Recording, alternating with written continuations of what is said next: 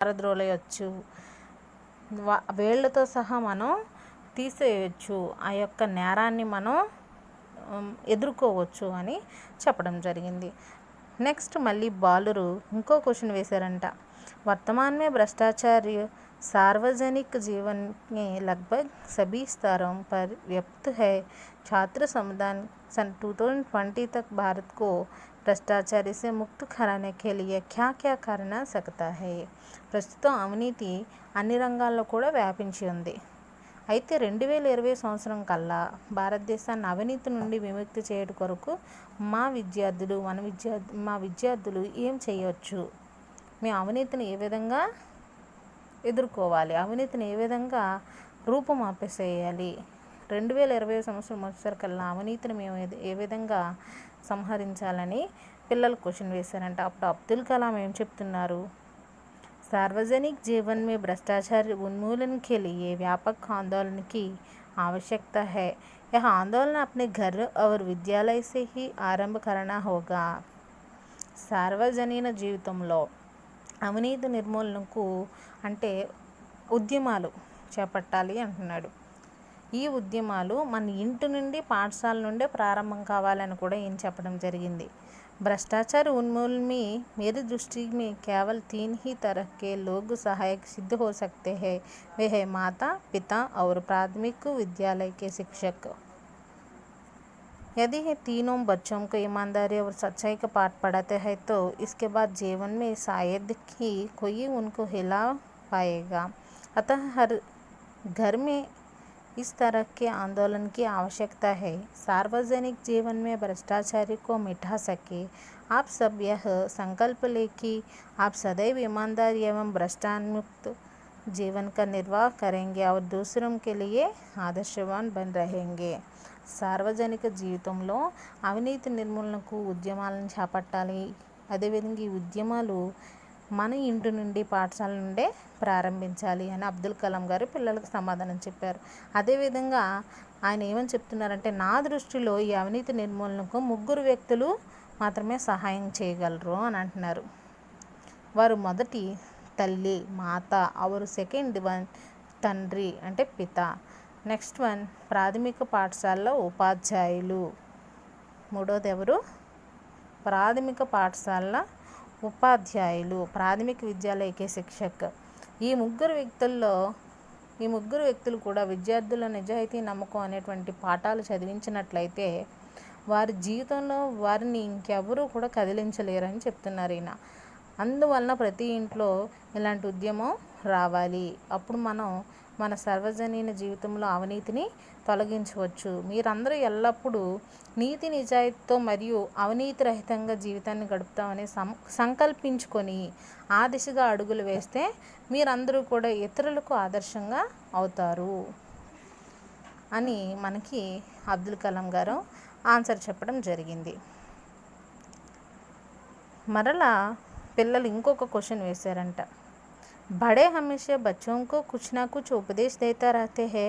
कुछ लोग कहते हैं कि अनुशासित रहना चाहिए, कुछ लोग कहते हैं खूब पढ़ाई करना चाहिए, तो कुछ लोग कहते हैं ईमानदार बनना चाहिए, कड़ी मेहनत करनी चाहिए आदि। वैसे तो इस बातों का पालन करना महत्वपूर्ण है, किंतु एक छात्र के लिए सबसे महत्वपूर्ण गुण क्या है?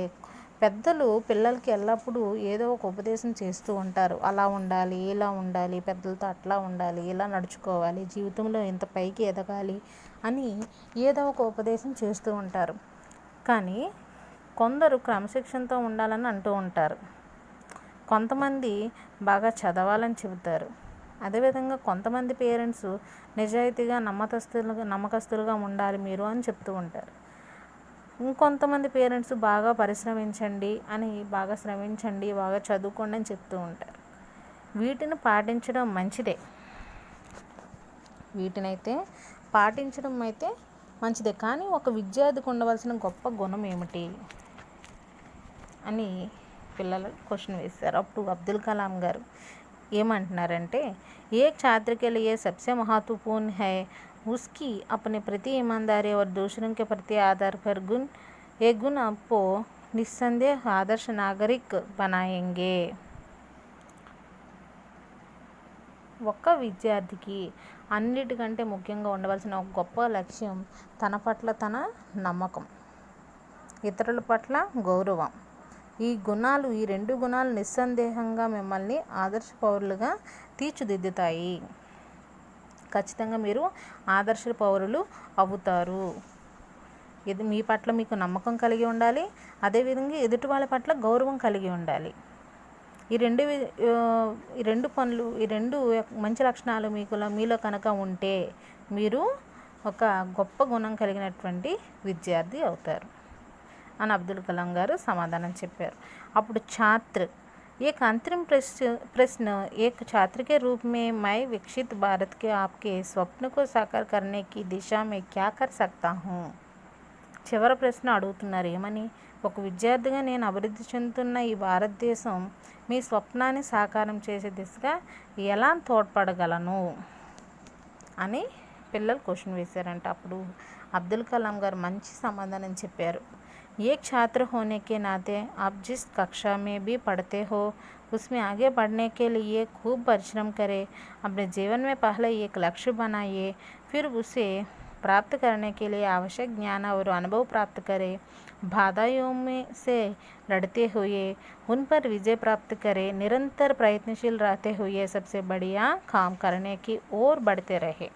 साथ ही नैतिक मूल्यों को भी ग्रहण करें. छात्रों की हमेशा परिश्रमी बनने के लिए प्रयास करना चाहिए. ఈ విధంగా మనకి అబ్దుల్ కలాం గారు చెప్తున్నారంటే, ఒక చివరి ప్రశ్న పిల్లలు అడిగిన వెంటనే ఈయన చెప్తున్న ఆన్సర్ ఏమిటంటే, ఒక విద్యార్థిగా మీరు ఏ తరగతినైనా చదవండి, కానీ దానిలో పైకి రావడానికి బాగా కృషి చేయండి. మీ జీవితంలో మొదటగా ఒక లక్ష్యాన్ని ఏర్పరచుకోండి. ఆ తర్వాత ఆ లక్ష్యాన్ని పొందడానికి కావలసినటువంటి అనుభవాన్ని, జ్ఞానాన్ని పొందండి. సమస్యలతో యుద్ధం చేస్తూ విజయాన్ని పొందండి అంటున్నారంటే ఈయన ఎన్ని సమస్యలు వచ్చినా సరే ఆ సమస్యలతో మనం యుద్ధం చేసుకుంటూ మన విజయాన్ని ఖచ్చితంగా మనకి పిడికిల్లో బంధించుకోవాలి. నిరంతరం ప్రయత్నం చేస్తూ అన్నిటికంటే మంచి పని చేసే దిశగా పయనించాలంట. నైతిక విలువలను కూడా పాటించాలి. అదేవిధంగా విద్యార్థులు ఎల్లప్పుడూ పరిశ్రమ చేస్తూ ఉండాలంట, నిరంతరం కష్టపడుతూ ఉండాలి. విద్యార్థులు సెలవు రోజుల్లో పేద మరియు వస్తువుల లేమితో బాధపడుతున్నటువంటి పిల్లలను చదివించడం తమ జీవితంలో ఒక ఉద్దేశంగా పెట్టుకోవాలని అంటున్నారు. చూడండి, छुट्टियों के दिन छात्र गरीब और सुविधाओं को वंचित बच्चों को बढ़ाने के काम करे और इसे अपने जीवन के एक उद्देश्य के रूप में ले. छात्र अधिक से अधिक पौधे लगाए, इसके पर्यावरण को संतुलन बढ़े रहने में सहायता मिलेगी. हमारे ये कार्य के केवल हमको बल्कि हमारे राष्ट्र को भी विकास और समृद्धि के पद पर ले आ जाएंगे. ఒక ఉద్దేశంగా పెట్టుకోవాలంట. పేద పిల్లలకు చదువు చెప్పాలి, అదేవిధంగా మొక్కలు నాటాలి.